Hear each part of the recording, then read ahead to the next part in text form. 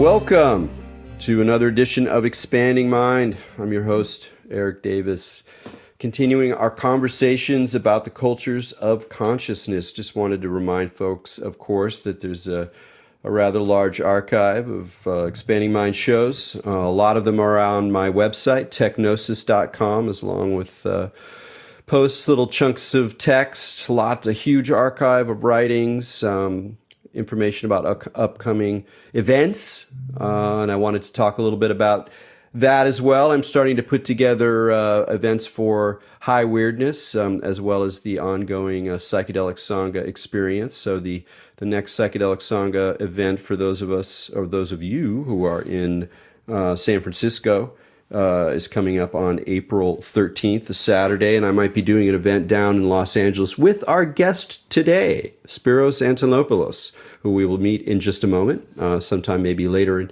in April. Also, at the end of the month on the East Coast, I'm going to be participating in two iterations of the same event, Profane Illuminations. This is an event centered on Strange Attractor, which is one of the publishers of High Weirdness, run by the wonderful, remarkable, mercurial Mark Pilkington, an old friend of mine. I've known him almost 20 years now.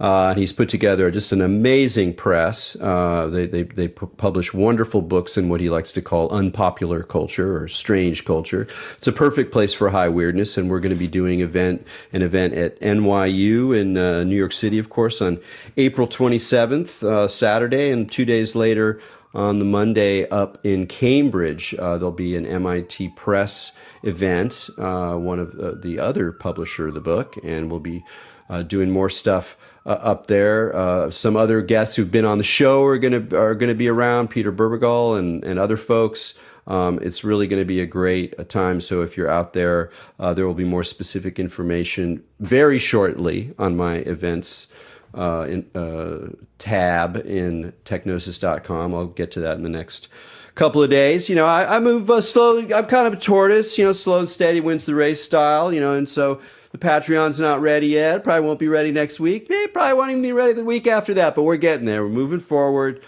So be prepared for more calls for attention coming my way. At this point, all I'm going to ask you to do is, if you haven't taken the opportunity to leave a review of Expanding Mind wherever you get your podcasts, please consider doing so. It really does seem to make a difference, and I want the numbers. I want more numbers, man. The number greedy guys out in force.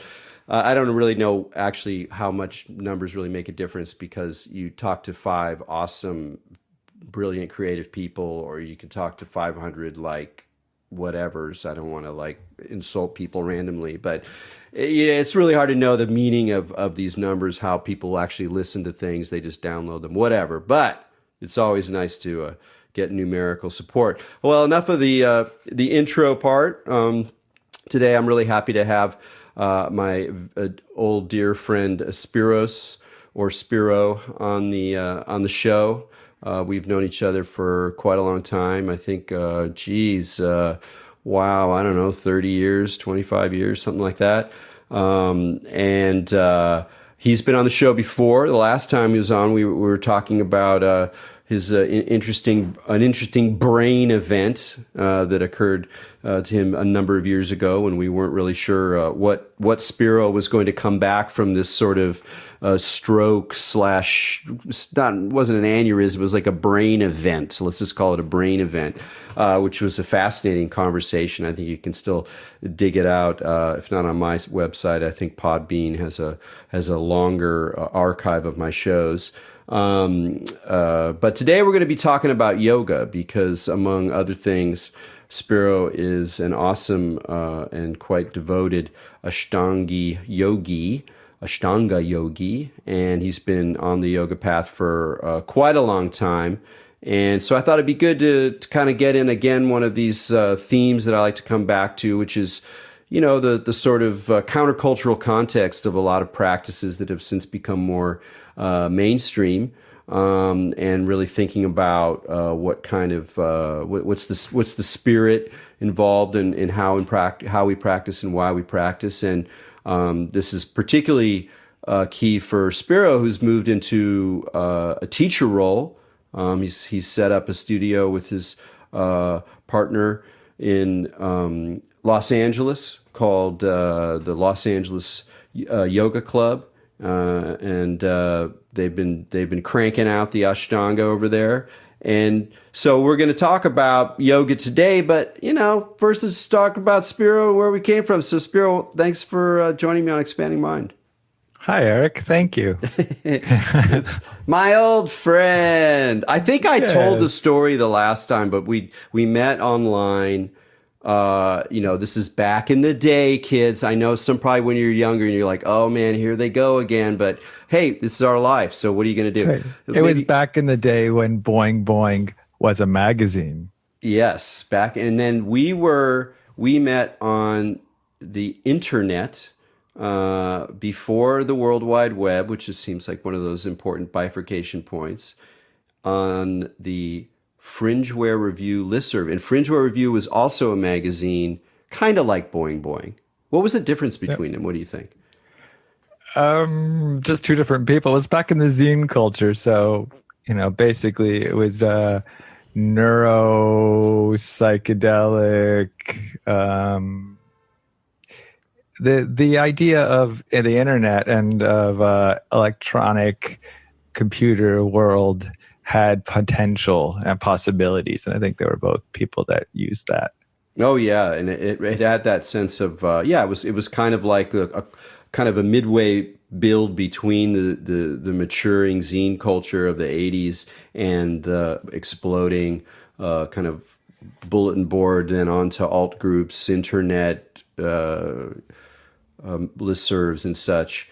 And it was a really great place to meet. It was fun because we knew each other for a while, just purely virtually, until we met and started hanging out. But when I knew you back then, you were like super freak. And when I first met you, you had all these like bones in your nose, and it was just full on. And you were living in Taos, New Mexico. And for folks who don't know, Taos is north of Santa Fe, which is a beautiful area. It's one of the most beautiful parts of the United States, and one of the most mystical in my experience. I mean, there's something really magical and even spooky about that place.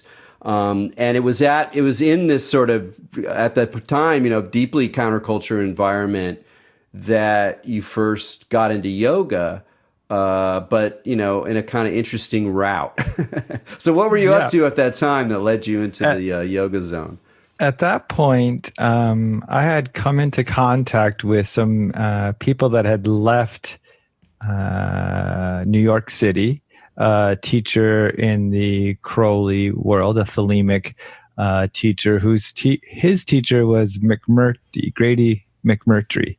And I don't know exactly why he and his partner left, but they left for Taos and started an organization, the Initiates of the Flame, and I became involved. And basically what they had me do, what we were doing is meditating every day and taking notes. So every day I had to, amongst other things, either chant, do breathing exercises, or just sit. Yeah.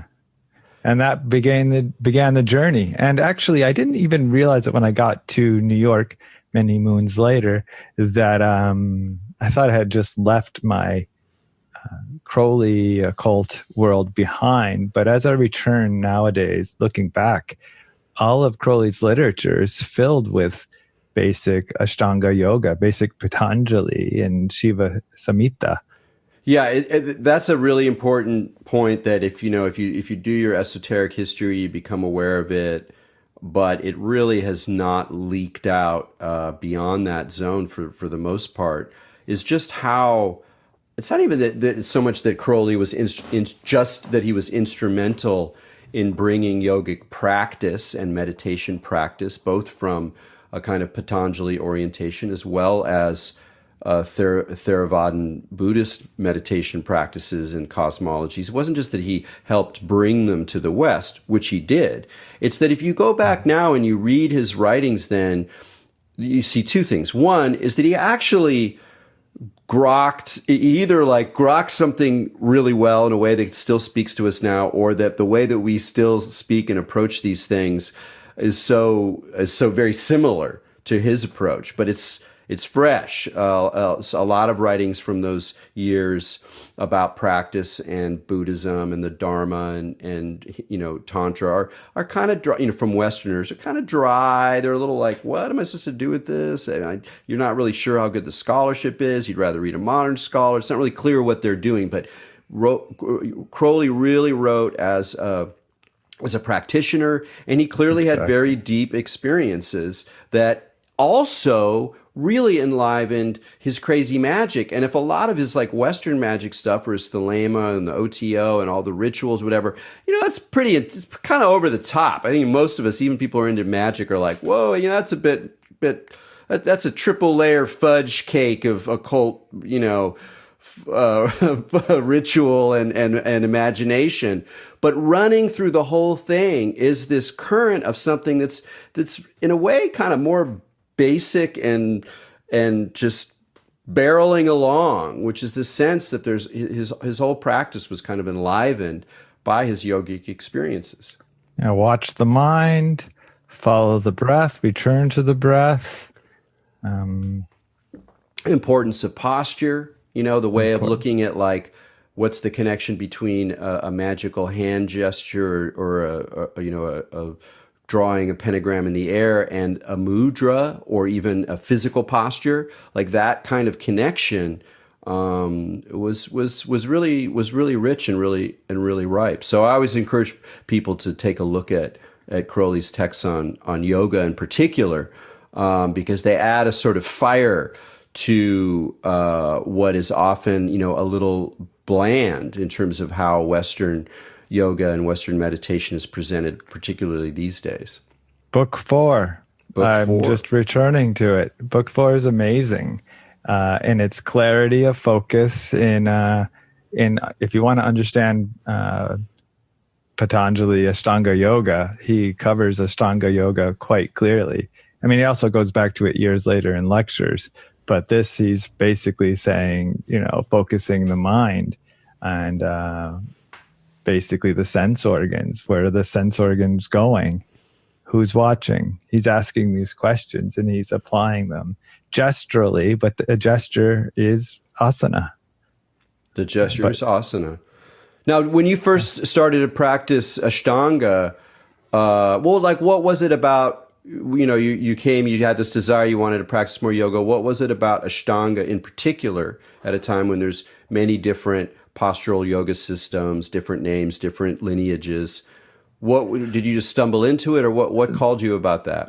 The main thing was that there wasn't an instructor in front that was performing, not just performing, but also putting weird ideas in my head. I felt vulnerable when I would go to yoga classes in the 90s, and I felt there wasn't that much intellectual rigor when I was sensitive, and in my head at that time, I just felt like I actually appreciated the silence. But it's also about self-practice, and that's something that people involved with Thelema and any occult traditions, or most meditational traditions, will know that you basically practice alone, that there's something that's it's just about your practice.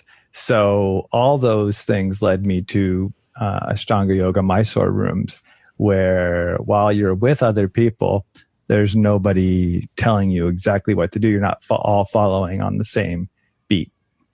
Yeah, so then you work at your own pace through a set series of postures. I practiced some Ashtanga when I was first starting out doing yoga regularly, but I couldn't quite back it. No. It's definitely both. It calls for certain people, because it's not just about the self practice, which I was really attracted to, but there's also, it seems like it calls forth, or I would even say not demands, but really it thrives in response to your own disciplined devotion, and particularly a kind of daily or near daily commitment to that Daily, same near practice. daily. Yeah. Yep. Daily and near daily, but also a sort of people that are really into that sort of daily habit, and that their bodies can adapt to it quickly. I mean, nowadays, I think, or just with age and with a long time set at a practice, we ease up, I think, on what we expect a pose to look like or a body to do. But early on, and even in the 90s, people were more rigorous on pushing ourselves. Oh And I yeah. think nowadays, I think we're more just happy to be doing something, to be using the body, and realize that all bodies are totally different Yeah, in it's some true. way. I think that, I mean, that's noticeable even practicing outside of the context of Ashtanga. I remember the first yoga classes I went to at Jiva Mukti in New York City in the 90s, the mid 90s. They were scary. Like, it was probably because I was young and insecure, and like you're so self-conscious and whatever, and that lasted for years doing yoga practice. But I mean, I would like went in there like kind of quaking, like not just because the poses might be challenging, and I remember some really challenging poses for me anyway. But just the whole energy was like, we're not screwing around. This isn't to make you feel better necessarily. I mean, it's like a practice, and we're gonna push it, and we're gonna see where we go, and we'll support you, but it's not, there's no sense of kind of coddling. There wasn't any kind of, fuzzy blanket around the thing. And even later on, when I started practicing locally, with the studio that had a lot of different kinds of teachers who were doing, whatever, vinyasa, power yoga, things that were influenced by Ashtanga, but other things, and a little bit of other, just like a mix of practices. There was still more of this kind of intensity and a sort of pushing, like we're all here together and we're pushing, and you would just get in an ordinary class more difficult poses that, and I go to the same studio, so it's kind of like watching it change over the years isn't just about this studio, it's about the whole world of yoga. And it has gotten less intense, and it has gotten, I think, a little bit less pushing forward, and for some good reasons. People get hurt, different kind of people coming, older people come, whatever. Like, I don't need to do that stuff that much. It's okay that I haven't achieved some of these really wild poses that at some point I thought I was getting close to, or some of them I did achieve and now I can't do anymore. Like you say, you get older, it doesn't really matter as much. But there's also something about the vibe. There's something about that the yoga vibe, even back then, had, it was still just, again, it's not the right word to say, oh, it was just more countercultural. It was just, it had, I don't know, it had a liveliness that's different than now. I mean, the Mysore rooms, especially, even still to some degree, but we can talk about the differences. But then, especially, it was during our time of the web was still just getting going. Information was still word of mouth. You still heard about things, or you saw a piece in a newspaper or magazine, and you snuffed it out. You found the place, and then, in New York, whether it was Jiva Mukti in the 90s or actually even Eddie, they're both. I mean, it's all these rooms where you'd find that weren't super well labeled. You'd go in and it would be dark, and there's a whole room full of people just sweating, and it smells weird, and it's crowded, and there's something strange and kind of magical about it. Like, you would start to go and you would be there every day, and there's tons of people you recognize. You think, oh gosh, is that someone I recognize from the movies or something? Or is that, it's hard to tell, and you don't know anybody's name, and everybody's sort of struggling and grunting, and there's something kind of crazy about that over time. You feel an intimacy with people that you don't even know, really, or you kind of know, some quality of them that other people don't even know their name.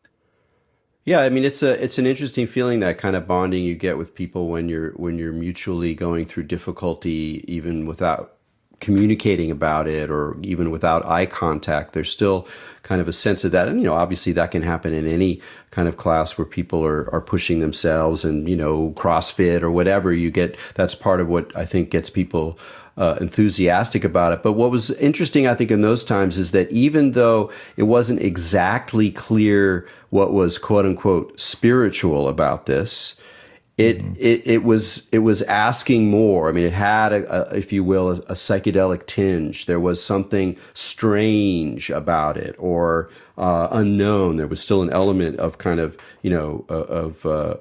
of mystery to it. But you mentioned Eddie, and I wanted you to talk a little bit about how interesting that particular teacher was, Eddie Stern, and the New York yoga club that he ran, and his whatever he's morphed into, kind of yoga celebrity teacher, writer, figure, friend of Deepak Chopra.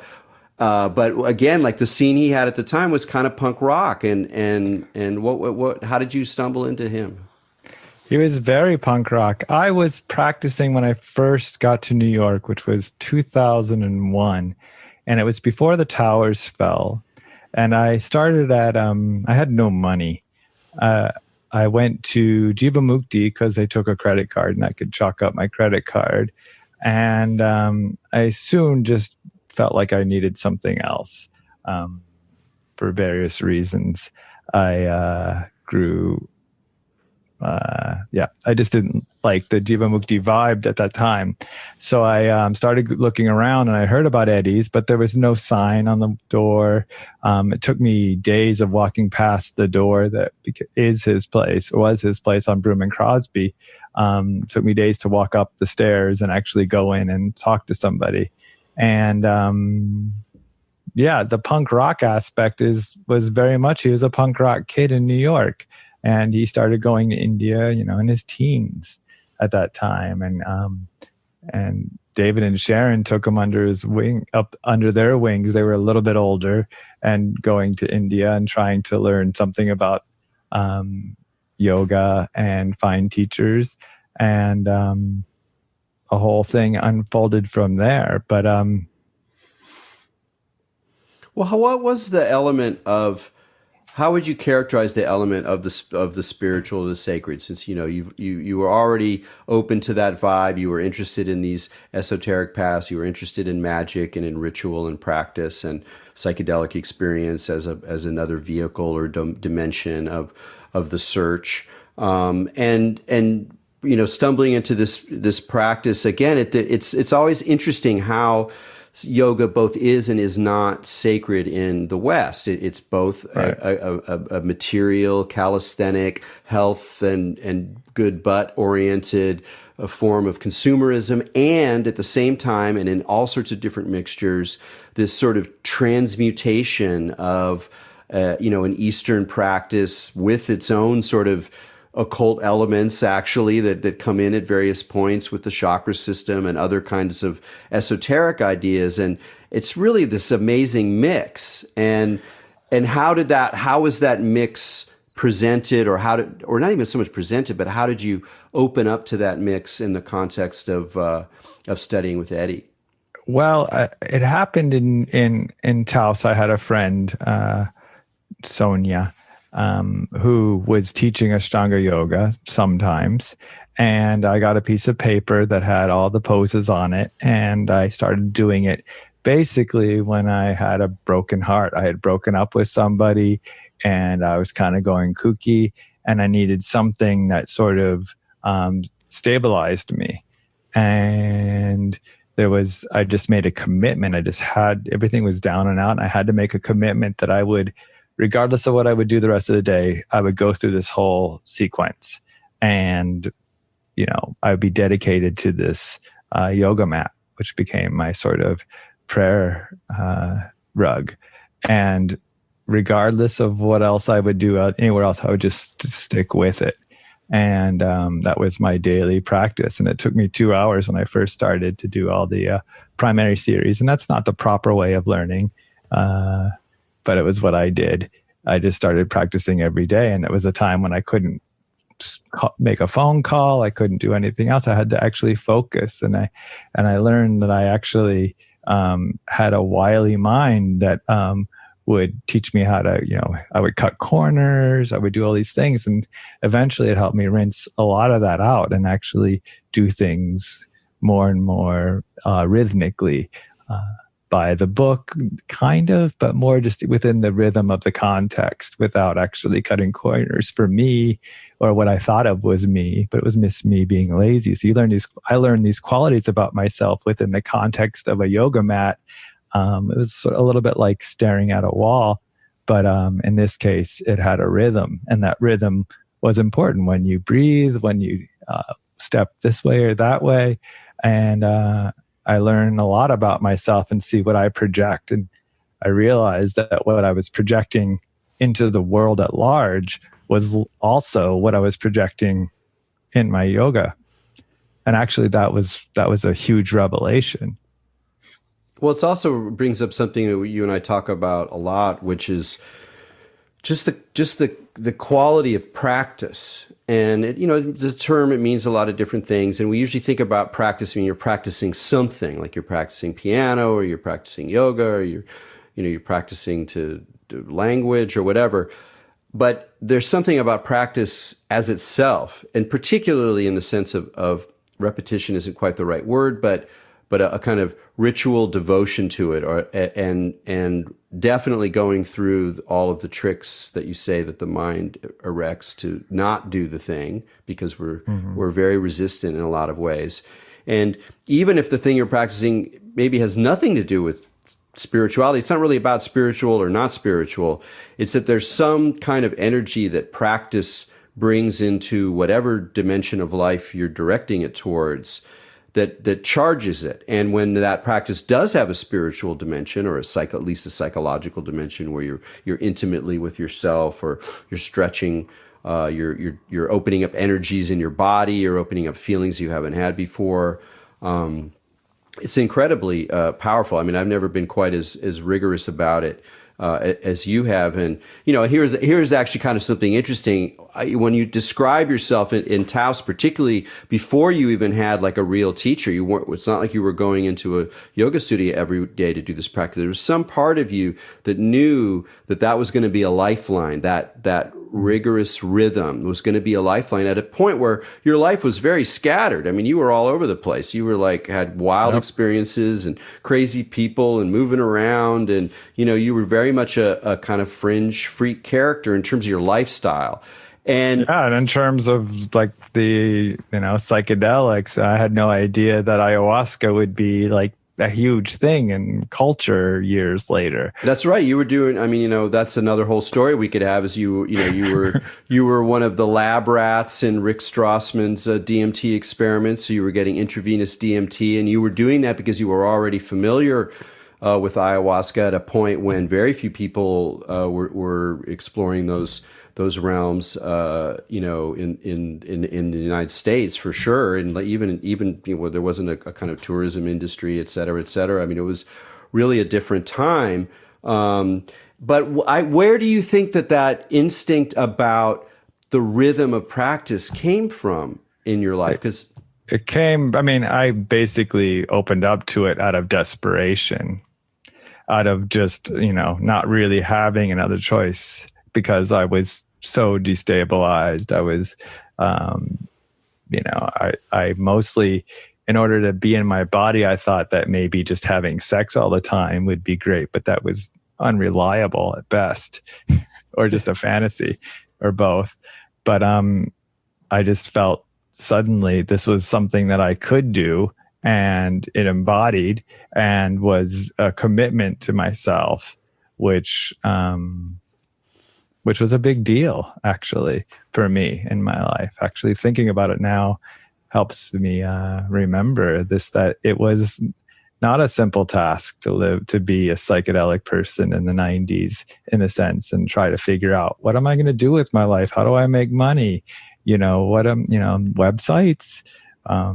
So those type of things became more stabilized with a daily practice.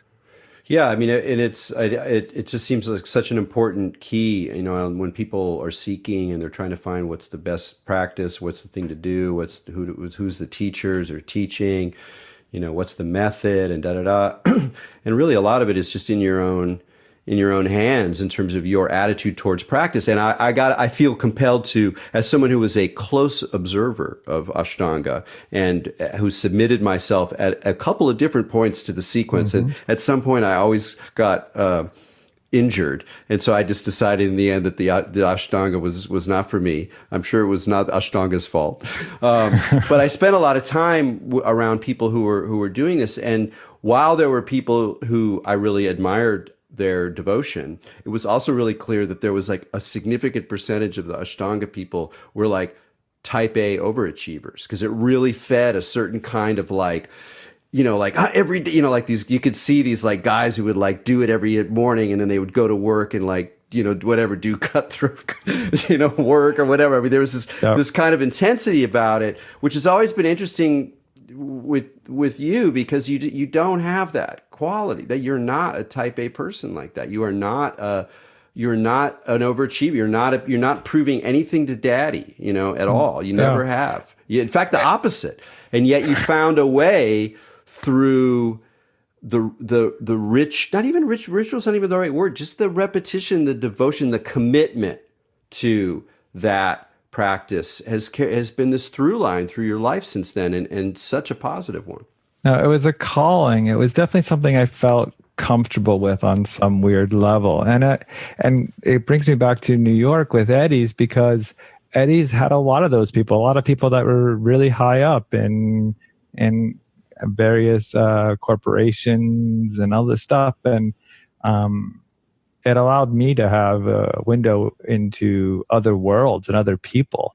A lot of people who I would have never met. And on the yoga floor, we're all sort of equals. I mean, there's people that are this or that, but in the end, we're all finding our limits and we're all working with it.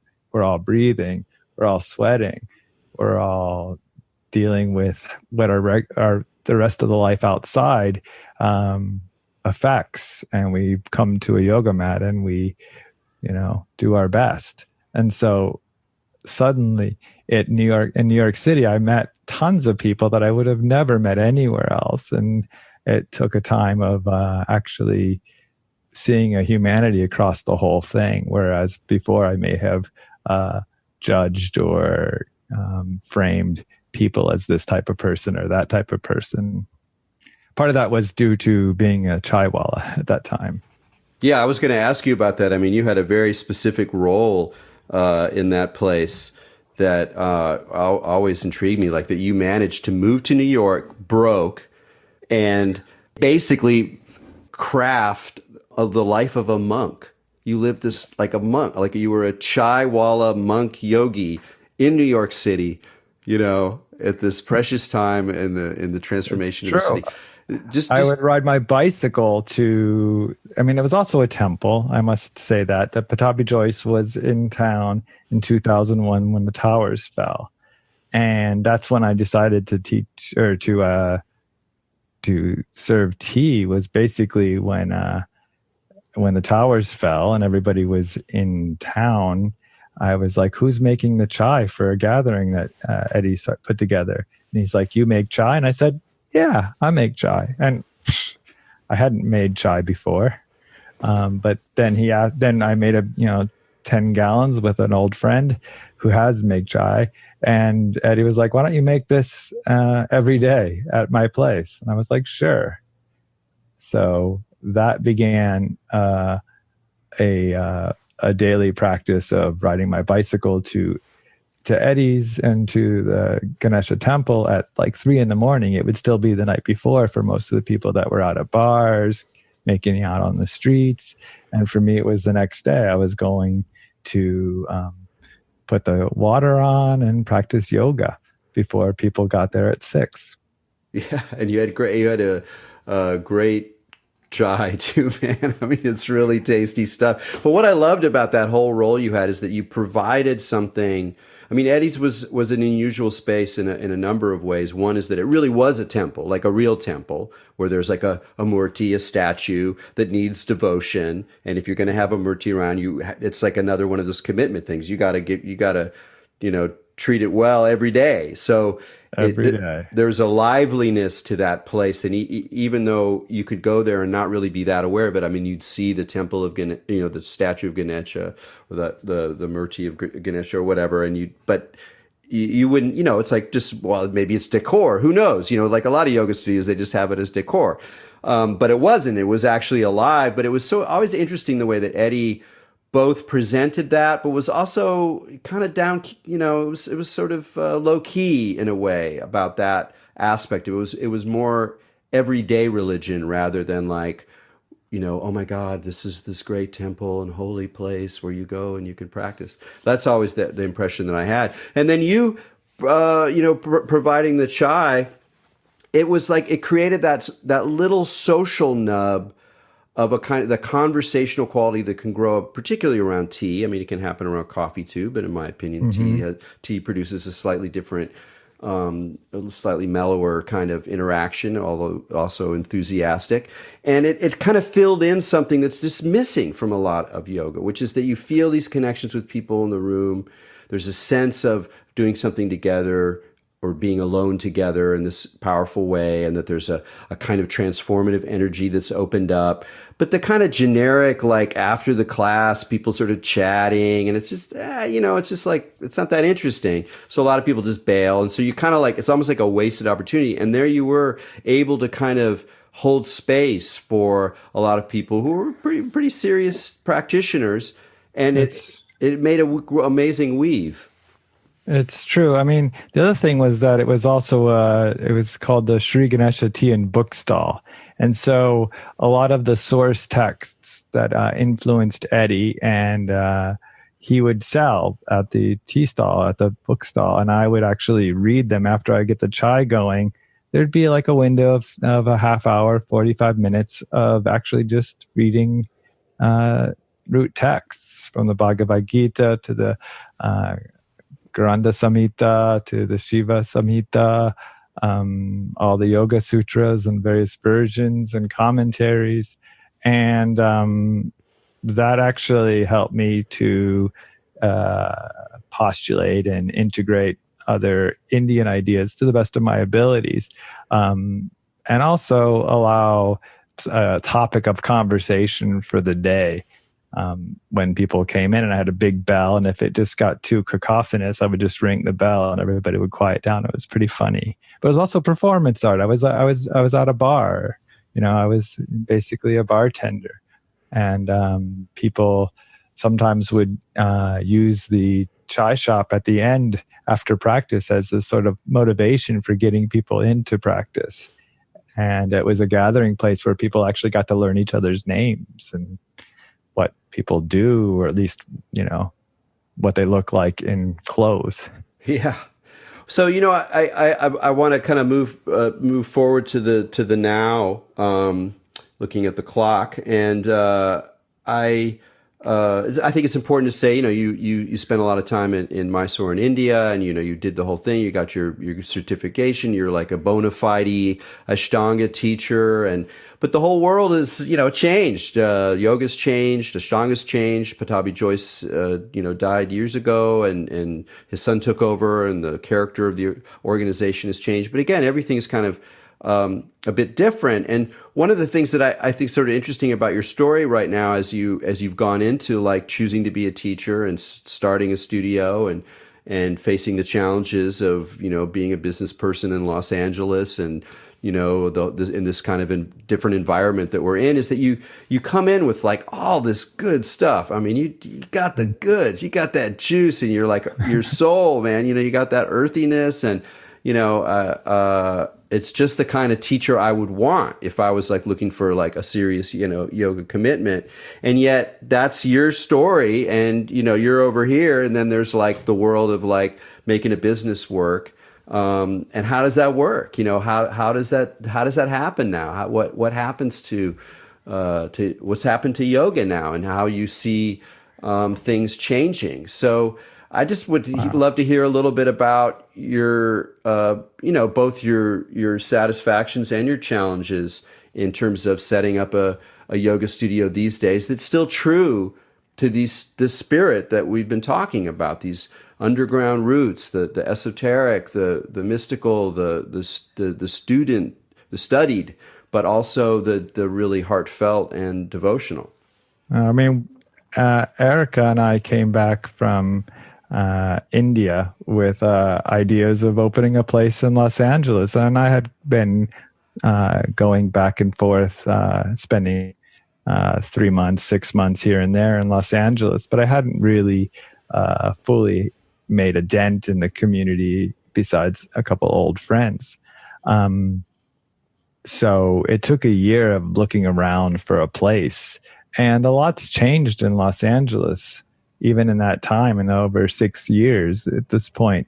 It came from 6 years ago, it was still possible to find little pockets of places and little apartments or a little bit of a warehouse somewhere that doesn't cost a lot of money, that you don't need a business plan or an idea. It doesn't have to be the next big thing. It just is a space that you're renting. But that space, that idea sort of changed, or maybe just evaporated in the time that we were looking. So it took a long time to find a place in Los Angeles. And that was one thing. Sharath also is a different type of teacher than Pattabhi Jois. Lots of it is for the better, in that he's younger. He's a great teacher. I mean, when Pattabhi Jois was the main instructor, Sharath always was really sweet to me and very helpful. I got a lot more one-on-one, heartfelt interactions with Sharath because Pattabhi Jois was the big guy and he was running around and everybody wanted something from him, and Sharath was just helping out. So I really enjoyed that, and that always sits with me the whole time. But he also has a very much more systematic approach, whereas Pattabhi Jois was a lot more wily. He had a research institute, whereas Sharath's place is more devotion to his grandfather. And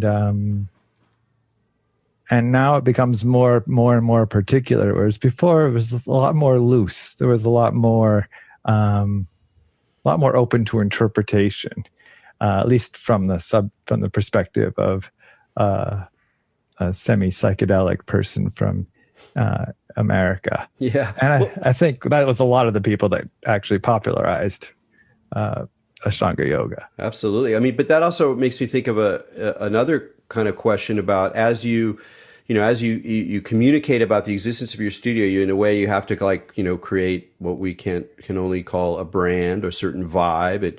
You notice it in your mailings, in the decor, and in the logo. That's something that one does. But it also seems to me that we're at a point where there's just so much media, there's so much things grabbing people's attention, there's so much branding, there's so much marketing, there's so much density and intensity to that flow that it's also hard to have that quality of ambiguity, of mystery, of wiliness in your presentation of what you're doing. It's almost like in order to play that game, you have to get more like concrete and literal in order to knock people over the head saying, hey, this thing's here.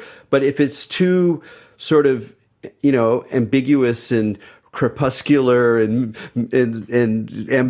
ambivalent and who knows what it is or whatever, it's like that's not going to work because that's not the world we're in. Exactly. Both for looking for a place and also for teaching. I mean, in looking for a place, people, if you don't fit into a box, like you're like a coffee place that it's going to be on the corner with a hot restaurant, then the investors in the building can flip it in 7 years. People weren't that interested. They thought yoga And that leads me to the second thing is everyone has an idea of what yoga is now. So it's less mystique around it and more pragmatics. Everyone, oh yeah, I know what that is. And it involves going to a neighborhood yoga practice and having somebody give me a workout. And while that's totally true, and that's enough for a lot of people, that's not, that loses some of the mystique. And there's a lot more people involved in, there's a lot more yoga schools in general all across the world, all across the country. So there's partially because in order to keep a yoga school or yoga studio afloat, just having the people come in and pay something doesn't cover the rent. So suddenly people have to give teachers trainings. And so people rush teachers through at a very rapid pace in order to, quote unquote, deepen your practice, which is totally cool and totally fine. And there's a lot of great information. But it's a little bit different than what I went through with Eddie, for example, which was all my friends around me were teaching yoga, and we were at the same sort of level in yoga at the time in terms of where we were practicing in the sequences, as if that's exactly the same. But that's what was going on. And so other people were making money in doing that. And Eddie would always tell me, no, you just practice. Don't teach. And so it would be very frustrating. So there's this difference between how yoga is. Nowadays you start doing some yoga, you like it, you do a teacher training, and you're a teacher. And so let's change the whole the landscape, both from what a teacher is and what the teachers think yoga is or have to offer, and also the barrier of what the community thinks of as what yoga is. And part of being a yoga teacher in Los Angeles involves also people dealing with all of us, we have ideas about the way the world is, and it's not until sometimes that is broken down and dissolved a bit or loosened, can we actually see different qualities in what we thought was true. Well, I think you just put your finger on something really key about the whole way that a lot of practices and spiritual traditions are being transformed now, from psychedelics to meditation to yoga to the occult, even, like all of these things. I think Christian mysticism maybe has a different experience. That's maybe it's not across the board, but a lot of the things that we came from, and one of them is this kind of sense of a sort of literalism or a kind of knowingness, and in part that represents a pragmatism that you mentioned before, which in some ways is really positive. It's like show me the beef. It's like, great, I could have a lot of mystical vibes and feel like I'm kind of tuning into ancient secrets, but like how am I actually going to change? What are things that are really going to happen? So in a way, that pragmatism is healthy, but the pragmatism is also bound up with the whole commercialization, meaning not just the commercialization of the practices themselves and the books, and then the people starting their careers too young and being really pushy, and the whole entrepreneurial dimension and the kind of crassness of so much, but also the way in which it makes it easier for these practices to fit into a kind of standard, unquestioning, go get 'em, glossy, consumer capitalist ego, and it's something we've talked about on the show a lot, about how these things have become more and more bound up with the nature of capitalism, to the point where there's some people who just don't want to hear anything about it. Like, I don't want to hear about yoga. I don't want to hear about meditation. I don't want to hear about the Buddha. All of that stuff is a kind of palliative. This is a more radical position. It's not mine exactly, but I appreciate it. It's this kind of a palliative to get people to go back into the market and become even more aggressive and withstand the stresses and the pressures of our existence. And we've talked about this, a lot in our lives, in our private conversations.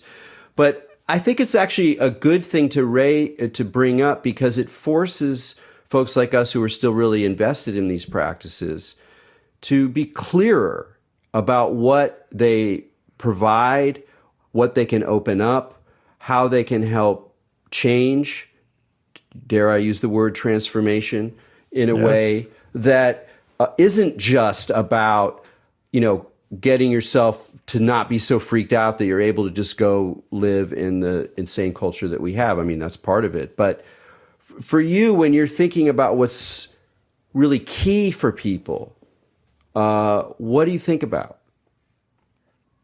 Well, I mean, that's one of the great things about having a practice that's rote. I mean, Acom inhale, that's where it all starts. So we basically, if we get people to a mat doing that, that shows already a devotion to trying. But getting to that is actually some of the challenge. I mean, both in our place in downtown Los Angeles, but also, in a world where most of the people in Mysore get jobs via their Instagrams of them in fancy poses in front of an ancient temple, or so there's an idea both of what yoga is and what the knowledge transmitted should look like.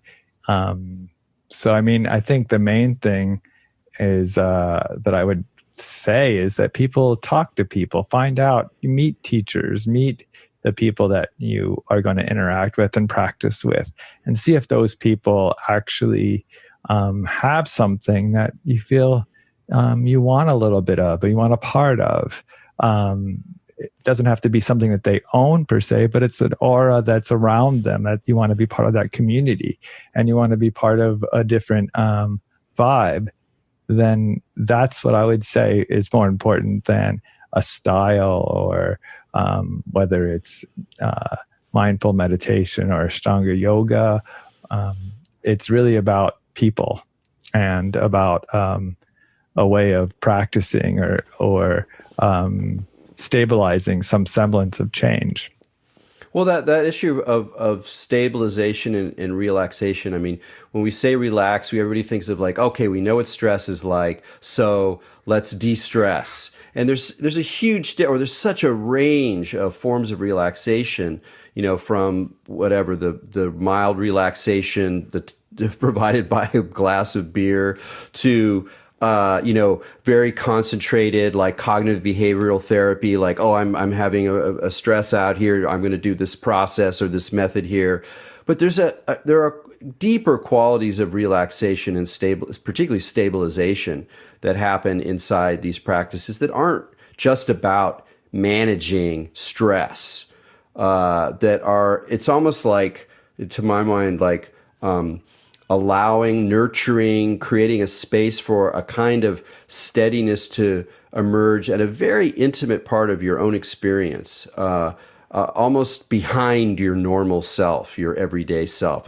It's almost what looks through your eyes that starts to wake up a little bit. And that, it has a lot of play. There's a lot of places that can go that are beyond just managing stress. And one of my concerns is that as the pragmatism is emphasized, as the superficiality of how it looks or whatever is circulated, that the potential for those kinds of transformations that are subtler, they maybe take longer time, they require more humility, at least parts of the time, that it's kind of crowding out the room for that kind of thing to grow.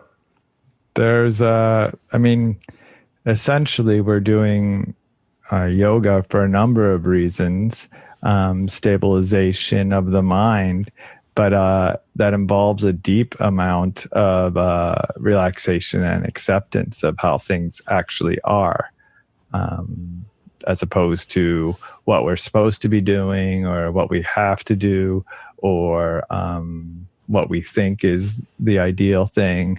And it takes a lot. Sometimes we have to peel those out of our gripping hands, those ideas. And so it's important to find some way of walking away from the constant notifications on our phones and computers, and actually be with something in a simple way. I mean, I think, and we haven't really talked about too much about the psychedelic sanghas, and there's a correlation between the way Patanjali looks at perception and the way that the 50s and 60s psychedelic pioneers looked at what is mind manifesting. And there's a lot of correlations that are very interesting.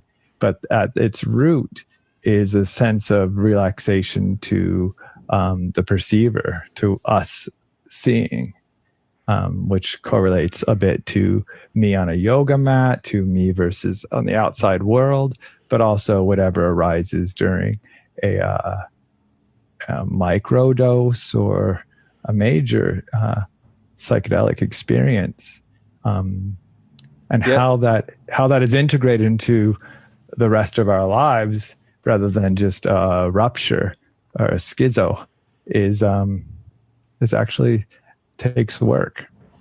Yeah, it takes a lot of work, and we just have a minute or two left here, and the one that the element that comes through to me from what you've been talking about is just the ability to accept things as they are, not meaning accept that, well, this is just the way things are, but to be very honest about what is actually happening, even if that's terrifying, even if it's anxiety producing. And that honesty itself becomes a kind of cooling, even in a kind of ambrosia that it lets you be with something, not run away from it. And that honesty itself seems to take you into those deeper zones of stabilization. Yeah, there's a subjective quality to that, as things are, when I was discussing, which has to do with just accepting that sense of acceptance and awareness in concert, regardless of the qualities of those things.